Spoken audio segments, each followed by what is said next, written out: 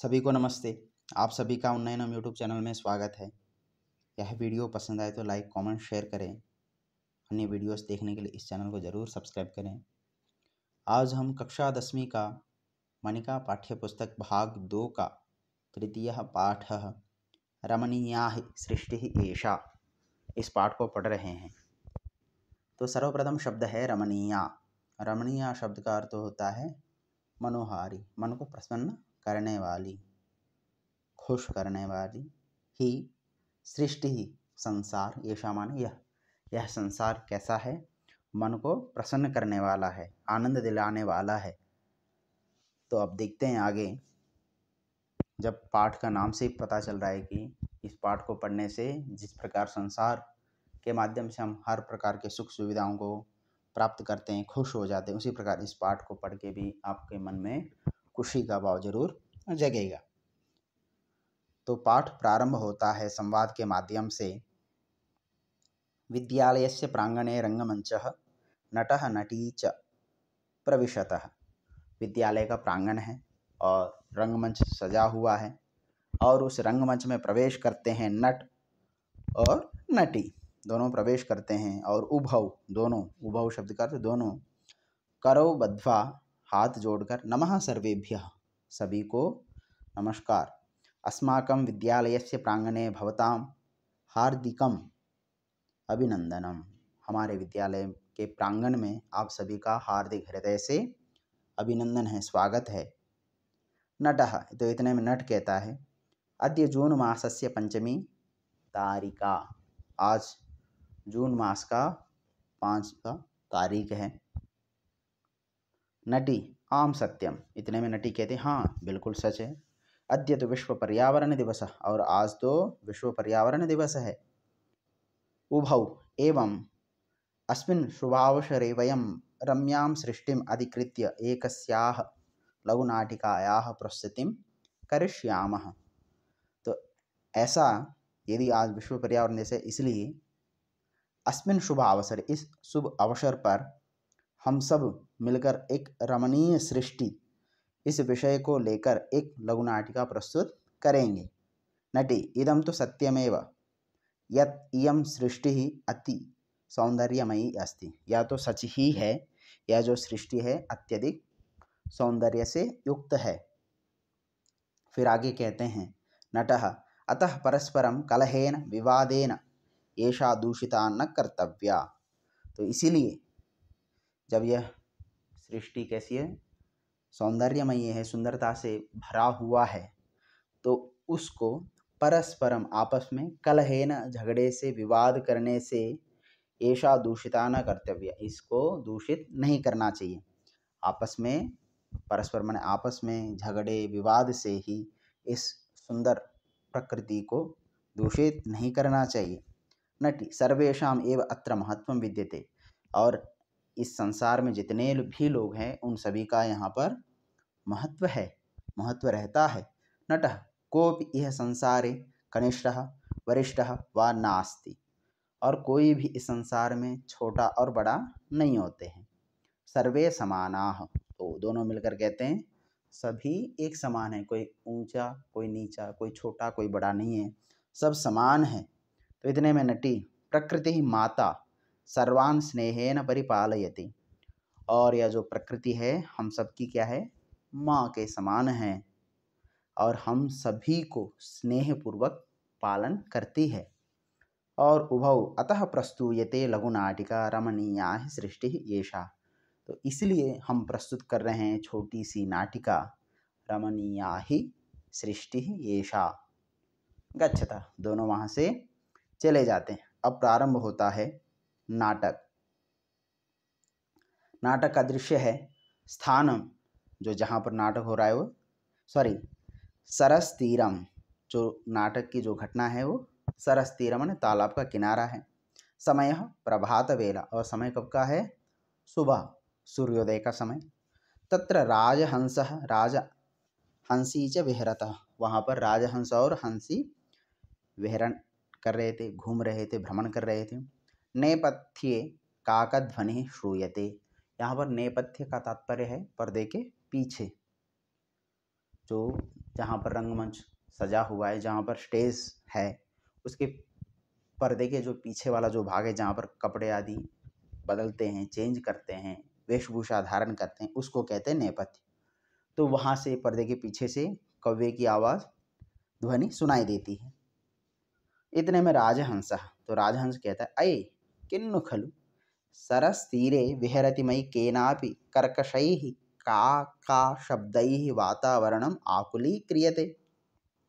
अरे भाई, क्या निश्चय ही इस तालाब के किनारे पर, इस तालाब के किनारे पर मेरे द्वारा घूमते हुए किसी के, कोई भी कर्कशई ही, कर्कश माने कर्ण को अप्रिय लगने वाला, जो कान को अप्रिय लगने वाला कठोर कठोर शब्द हैं, क्रूर शब्द हैं। तो क्रूर का इस कठोर का शब्दों के द्वारा संपूर्ण वातावरण को आकुली क्रियते शब्द का अर्थ होता है कलुषित किया जा रहा है। ठीक है, माने बेकार किया जा रहा है, परेशान किया जा रहा है। भाई मेरे द्वारा इस तालाब के किनारे पर घूमते हुए किसी के द्वारा का इस शब्द से संपूर्ण वातावरण को कलुषित किया जा रहा है, ऐसा सुना, ऐसे मेरे को सुनाई दे रहा है। तो इतने में राजहंसी कहती है, भर्तः हे पतिदेव, काकात अन्य को भवितुमर्हति, कव्वे से इतर कौन हो सकता है। अस्य वर्णः अपि कृष्णः कर्म अपि कृष्णम, इसका रंग तो है ही काला, परंतु इसके काम भी वैसे ही काला है, माने खराब कार्य हैं। मेध्यम अमेध्यम सर्वमेव भक्षयति, मेध्यम शब्द का अर्थ होता है सही, अच्छा, और अमेध्यम शब्द का अर्थ होता है बेकार, खराब। और तो इसलिए कहा अपवित्र, अशुद्ध। तो शुद्ध और अशुद्ध सब कुछ खा लेता है। और कर्ण कटु शब्दई ही, और इसके साथ साथ खराब तो खाता ही है, इसके साथ साथ अपने कठोर कर्ण को अप्रिय लगने वाले शब्दों के माध्यम से इस वातावरण को भी दूषित करता है। तो इतने में काका प्रविश्य सक्रोधम, तो प्रवेश करके क्रोध के साथ, गुस्से के साथ, आह कि मुक्तवती भवती, क्या बोल रही हो तुम, क्या बोलती तो वही क्या बोल रही हो तुम, यदि हम कृष्ण वर्णः तर्हि श्रीरामस्य वर्णः कीदृशः, यदि मैं कृष्ण वर्ण हूँ, मैं काला रंग का हूँ, तो भगवान श्री राम का वर्ण कौन सा है। वासुदेवस्य वर्णः कीदृशः, और भगवान वासुदेव का वर्ण कौन सा है, रंग कौन सा है। मुग्धे, हे मुग्ध करने वाली, अहम तो अतीव कर्तव्यपरायणः, अरे हे मुग्ध करने वाली, मैं तो अत्यधिक कर्तव्यपरायण हूँ, अपने काम के प्रति निष्ठावान हूँ। प्रभाते काका ध्वनिना सुप्तान प्रबोधयामि कर्मसु च नियोजयामि, और जब सुबह सुबह का समय है, उस समय अपने ध्वनि के द्वारा सभी सोए हुए लोगों को जगाता हूँ और अपने कामों में उनको नियोजित करता हूँ, लगाता हूँ, काम करने के लिए मैं प्रेरणा देता हूँ, ऐसा वो अपना वक्तव्य बताया। तो इतने में राजहंस किमनेन एतत् कार्यं तु कुक्कुटो भी करोति, अरे भाई क्या है, क्या ऐसे बात करते हो, यह कार्य तो मुर्गा भी करता है। कुक्कुटः माने मुर्गा, मुर्गा भी करता है। काकः विहस्य कुक्कुटः, हंसकर, कुक्कुटः, अरे मुर्गा, अरे अद्य तो कुतः कुक्कुटाः नगरेषु, आजकल कहाँ हैं नगरों में मुर्गे। अहमेव सर्वत्र सुलभः, और मैं ही सभी स्थानों पर सुलभ माने आसानी से प्राप्त होता हूँ। इतने में राजहंसी, भो भो वाचाल, हे वाचाल, वाचाल शब्द का अर्थ होता है बातूनी, बहुत ज़्यादा बोलने वाला। स्वीयैः कटुभिः क्वणितैः जनजागरणात् अन्यत् किमपि न करोषि, अरे भाई बस कर, बड़बोलपन वाले, बहुत ज़्यादा बोलने वाले बातूनी। स्वीयैः अपने, कटुभिः कठोर, क्वणितैः अस्पष्ट या स्वरों के माध्यम से लोगों को जगाने के अलावा और कुछ करते हो, अपने कठोर और अस्पष्ट शब्दों के माध्यम से या स्पष्ट स्वरों के माध्यम से लोगों के जगाने के अलावा और कुछ करते हो। तो इतने में काका अहो अज्ञानम भवत्याः, अरे आपका अज्ञान है इसमें। अरे यस्य गृहस्य भित्तौ स्थित्वा आलपामि, भाई जिस घर के दीवार पर बैठकर मैं आलाप करता हूँ, बोलता हूँ, चिल्लाता हूँ, जनाः प्रियस्य आगमन संकेतं मत्वा हृष्यन्ते। लोग, जब मैं बैठकर आलाप करता हूँ या चिल्लाता हूँ तो उस समय लोग प्रिय के आने का संकेत मानकर खुश हो जाते हैं। किम बहुना, अरे क्या ज़्यादा बोलना, अहम तो एतादृशः सत्यप्रियः यत् मातरः शिशून् कथयन्ति। मैं तो इस प्रकार का सत्य प्रिय हूँ, माने मेरी सत्य वचन इतना प्रसिद्ध है, यत् माताएं अपने बच्चों को कहते हैं, अनृतम वदसि चेत काकः दशेत, झूठ बोले तो कौवा काटे। ऐसी माताएं अपने बच्चों को सिखाती हैं, बताती हैं। और इसके साथ साथ अस्माकम ऐक्यम तो जगत प्रसिद्धम, और हमारी एकता तो संपूर्ण विश्व में प्रसिद्ध है। यदि किसी को कुछ हो जाए तो हम सब एक होकर उस परेशानी को दूर करने का प्रयास करते हैं। तो इसलिए हमारा एकता जो है संपूर्ण विश्व में प्रसिद्ध है। सर्वथा जागरूको हम छात्राणाम कृते आदर्शः एव, और हमेशा मैं जागरूक हूँ और सजग हूँ, और छात्रों के लिए तो मैं एक आदर्श प्रस्तुत करता हूँ। किम न श्रुतम काकचेष्टा भकद्यानम, क्या आपने सुना नहीं? काकचेष्टा भकद्यानम, यह जो श्लोक है, काकचेष्टा माने कौवे के जैसे समान चाल हो, सजगता हो, स्फूर्ति हो। ठीक है, तो यह गुण मेरे अंदर है और यह विद्यार्थियों को आदर्श प्रस्तुत करता है। इस गुण को धारण करने वाला आदर्श छात्र माना जाता है। तो इतने में राजहंस विरम विरम, अरे भाई बस कर, श्रूयताम यत् जनैः सर्वदा गीयते तव विषये, सुनिए जो लोगों के द्वारा हमेशा आपके बारे में, आपके विषय में गाया जाता है। क्या गाया जाता है? काकस्य गात्रम यदि कांचनस्य, माणिक्यरत्नं यदि चंचुदेशे, एकैकपक्षिग्रथितं मणीनां, तथापि काको न तु राजहंसः। तो कहा काकस्य गात्रम, कौवे का जो गात्र माने शरीर जो है, यदि कौवे का शरीर कांचनस्य शब्द का अर्थ होता है सोने का हो, यदि कौवे का शरीर कौवे सोने का हो, माणिक्य रत्नम यदि चंचु देशे, चंचु माने चोंच स्थान पर यदि माणिक्य रत्नम मोती और मणियों से सुसज्जित हो वह स्थान, फिर एक पक्षे ग्रथितम मणिनाम, एक एक पंखुड़ियों पर यदि मणियों से गुंथा हुआ हो, तथापि काको न तो राजहंस, फिर भी वह कौवा कौवा ही है, वह कभी राजहंस नहीं हो सकता। अपिच हंसः श्वेतः बकः श्वेतः, को भेदः बकहंसयोः, नीरक्षीर विवेकेतु हंसो हंसः बको बकः। और कहते हैं हंसः श्वेतः, हंस सफ़ेद है, बकः श्वेतः, बगुला भी सफ़ेद है, को भेदः, तो क्या भेद है बगुला और हंस में? तो कहते हैं नीर क्षीर विवेकेतु, नीर और क्षीर, नीर शब्द का अर्थ होता है जल और क्षीर शब्द का अर्थ होता है दूध। नीर क्षीर विवेके, जल और दूध को अलग अलग करने में जो सूक्ष्मता है, जो बुद्धि है, उसमें हंसो हंसा, उस समय में हंस हंस कहलाता है और बगुला बगुला कहलाता है। तो सूक्ष्म बुद्धि का जो परिचय वो हंस का दिया है, कौवा वो साधारण कौवे का यहाँ पर बताया गया है। तो इसलिए यहाँ पर हंस का बड़प्पन बताया है। तो इसलिए इसमें व्यक्ति को इस नीर क्षीर विवेक बुद्धि माने सूक्ष्म बुद्धि को ग्रहण करने का हमें प्रयास करना चाहिए। फिर इतने में बकः प्रविश्य स्वपक्षौ अवधूय, कथम माम अपि अधिक्षिपसि किम ते महत्वम। तो बगुले ने कहा प्रवेश करके स्वपक्ष अवधूय, अपने पंखों को हिलाते हुए, कथम माम अपि अधिक्षिपसि, अरे भाई कैसे मुझे भी आप आक्षेप कर रहे हो, मेरे पर भी मुझे कैसे अपमानित कर रहे हो, और बताओ किम ते महत्वम, क्या है तुम्हारा महत्व। वर्षर्तौ तु मानसम पलायते, वर्षा ऋतु का मतलब है वर्षा ऋतु में तो तुम मानस माने मानस सरोवर को भाग जाते हो। अहम तो अत्र वृष्टेः अभिनंदनम करोमि, मैं तो यहीं पर वृष्टि माने वर्षा का स्वागत करता हूँ, अभिनंदन करता हूँ। और कीदृशी तव मैत्री, और कैसी तुम्हारी मित्रता है। आपत्काले सरांसि त्यक्त्वा दूरम व्रजसि, आपत्तियों में विपदाओं में तालाबों को छोड़कर दूर भाग जाते हो। वस्तुतः अहमेव शीतले जले बहुकाल पर्यंतम अविचलम ध्यानमग्न स्थितप्रज्ञ इव तिष्ठामि।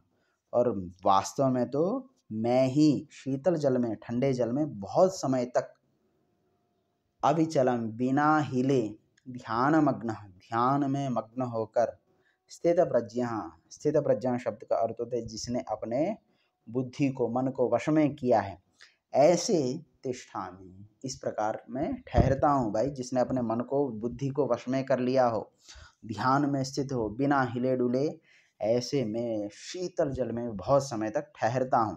और दुग्ध धवला में पक्षा, और मेरी जो पंखुड़ियाँ वो कैसे हैं, दूध के समान धवला माने सफ़ेद है, चमकीले हैं। न जाने कथम माम अपरिगणयन्तः जनाः चित्रवर्णम अहिभुजम मयूरम राष्ट्रपक्षी इति मन्यते। पता नहीं लोग कैसे मुझे छोड़कर, मुझे न गिनते हुए चित्रवर्ण माने चित्र विचित्र माने रंग बिरंगे, अहिभुजम, अहिभुजम शब्द का अर्थ है सांपों को खाने वाला मोर को ही राष्ट्रपक्षी मानते। अहमेव योग्य, परंतु राजा बनने के लिए तो मैं ही योग्य हूँ। तो इतने में मयूर प्रविश्य साट्टहासम, हंसते हुए प्रवेश करके, सत्यम सत्यम, सही सही, अहमेव राष्ट्रपक्षी, मैं ही राष्ट्रपक्षी हूँ। को न जानादि तव ध्यान अवस्था, भाई कौन नहीं जानता तुम्हारी ध्यान अवस्था को। मौनम धृत्वा वराकान मीनान छलेन अधिगृह्य क्रूरतया भक्षयसि। अरे मौन धारण करके तुम बेचारे मछलियों को छल पूर्वक ग्रहण करके क्रूरता से उसका भक्षण करते हो। धिक्वाम, धिक्कार है तुम्हें। और अवमानितम खलु सर्वम पक्षिकुलम त्वया, और आपने तो संपूर्ण, तुम्हारे द्वारा संपूर्ण पक्षिकुल जो है अवमानित हुआ है, अपमानित हुआ है। और फिर कहा इतने में काका, रे सर्प भक्षक नर्तनात् अन्यत किम अपरम जानासि। हे सांपों को खाने वाले, नाचने के अलावा कुछ और जानते हो। तो इतने में मयूर, श्रूयताम श्रूयताम, सुनिए सुनिए, मम नृत्यम तो प्रकृति आराधना, मेरा जो नृत्य है वह प्रकृति की आराधना है। पश्य, देखो, चारु वर्तुल चंद्रिका शोभिताना मम इच्छानाम अपूर्वम सौंदर्यम, और चार सुंदरता से युक्त, वर्तुल शब्द का अर्थ होता है अर्धचंद्राकार, वर्तुल शब्द का अर्थ होता है अर्धगोलाकार। चारु माने सुंदर, अर्धगोलाकार, चंद्रिका माने चंद्रमा के समान सुशोभित, ठीक है।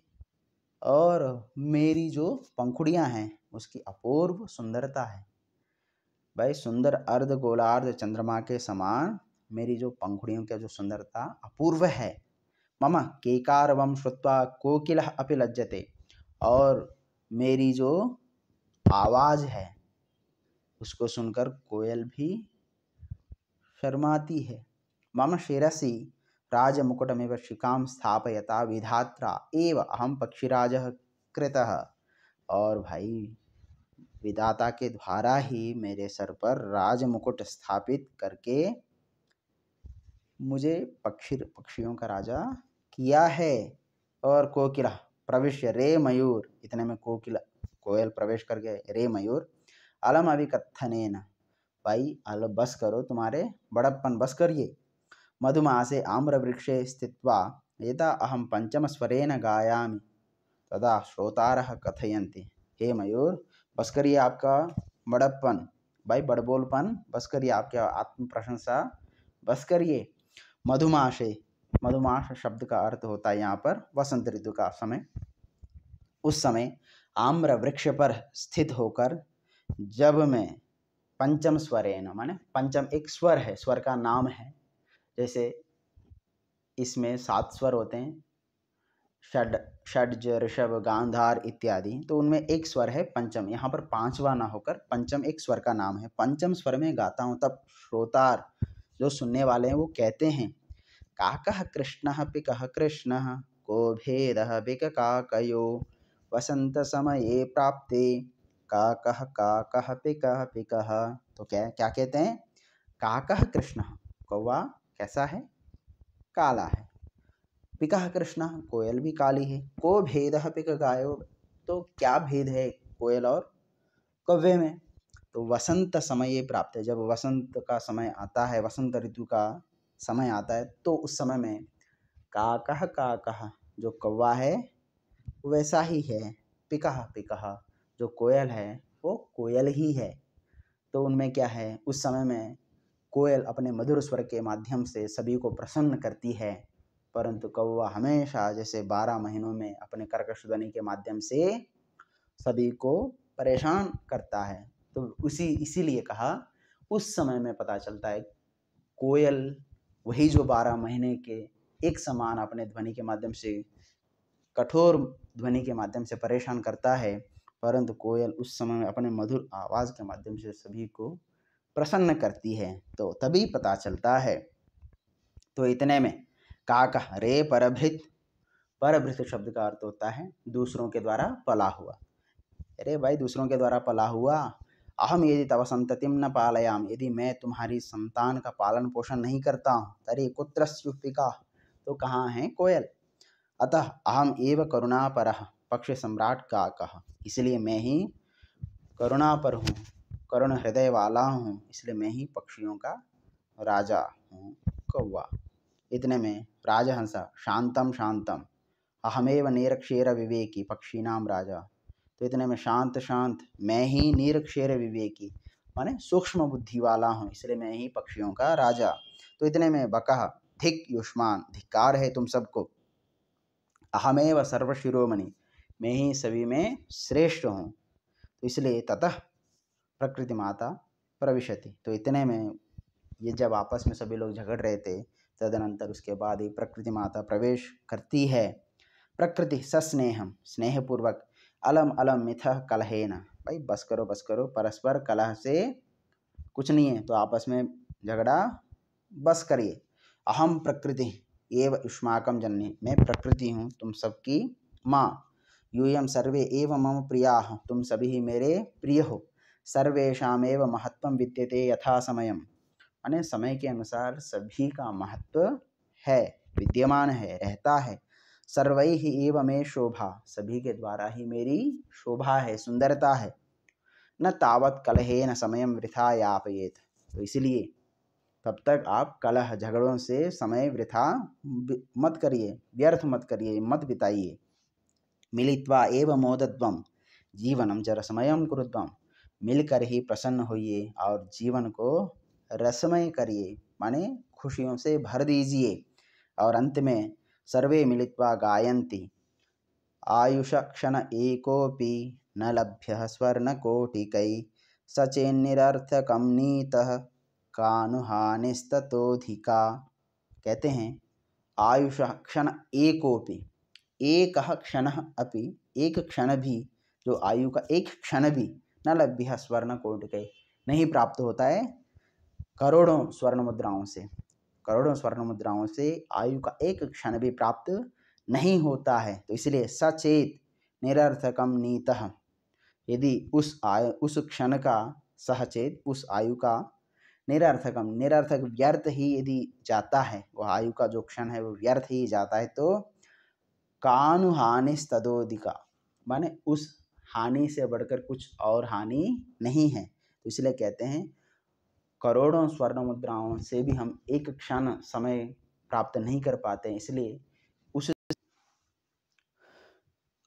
तो एक क्षण भी हम करोड़ों स्वर्ण मुद्राओं से प्राप्त नहीं कर सकते हैं, यदि उसको हम व्यर्थ ही बिताते हैं तो उससे बढ़कर कोई हानि नहीं है।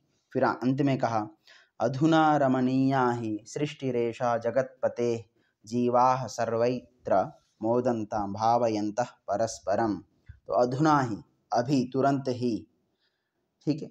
रमणीया ही सृष्टि ऐसा जगतपते, जगतपते माने इस संसार के जो पति हैं, ईश्वर हैं, उनकी ही यह जो सृष्टि कैसी है, रमणीया ही है।